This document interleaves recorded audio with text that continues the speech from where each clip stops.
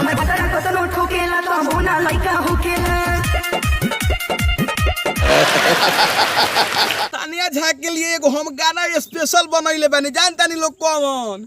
अच्छी नौरपन के बियाई बोतिया काका हो अपन बिहार में, अब न चढ़ के कस पीरा जुगाड़ में, तनिया झा के कस के हु मची दो कदो न पीरा जुगाड़ में। मन करे यारवा से डलवाई उड़ान के मोटरी खोलेला। प्रणाम नमस्कार भैया, हम भोजपुरी गायक शैलेश परवाना। आज वो लोग के शो में हम कुछ ऐसा सेलिब्रिटी स्टार के बात करे वाले बन जाओ हाई भैया हाई।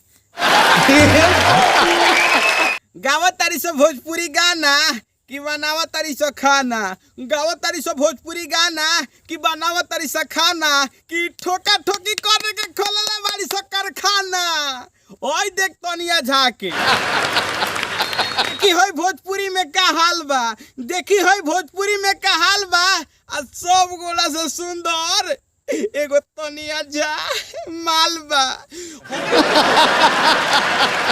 के शो में हम खुलासा करे वाला बानी कि कहाय के लइका लीले के गुलर, कहाय के लइका लीले के गुलर, आयाव न है न तोरा के कह दी हम हुलर। अनोख बहू के चोख भइल आ तहरा का मन बा, अनोख बहू के चोख भइल आ तहरा का मन बा। हम न रे तने आव हमहू कह दी तोरा के तवक पसंद बा। एक बार कमेंट करके बताई लोग कि एकरा ढोरी के गहराई कितना बा।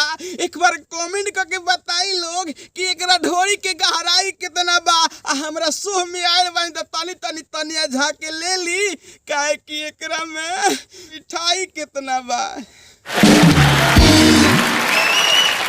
आ देखी का गाना गावता, हम भतरा कितनो ठोकेला तो भोना लइका हो गेला। तोरा तो मरद से भेंट ना भई, आ जानता रे तोरा कथी से भेंट बल बा। रह जा लोग, हई तनी भोजपुरिया कलाकार के स्टाइल देख ल लोग। अरे तोरा तो खाली भेंट भल बा कथी से, आय हाय आय हाय आय हाय हाय। आ तनी हमरा लगे आओ ना, तनी हमरा लगे आओ, बर्दाश्त ना करबे।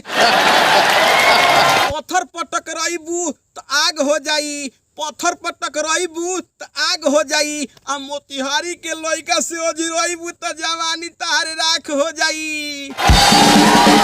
तो ई रहल तनिया झा के ऊपर एगो नया हमार शो। आ लगातार ऐसा के वीडियो आवत रही, चैनल सब्सक्राइब करी आ वीडियो के लाइक करी आ एक बार तनी शेयर कर दी। तो बस लाइक और शेयर करत रही आ हमरा कॉमेडी के ऐसा ही आनंद लेत रही। आ पेज के फॉलो करी शैलेश परवाना कॉमेडी।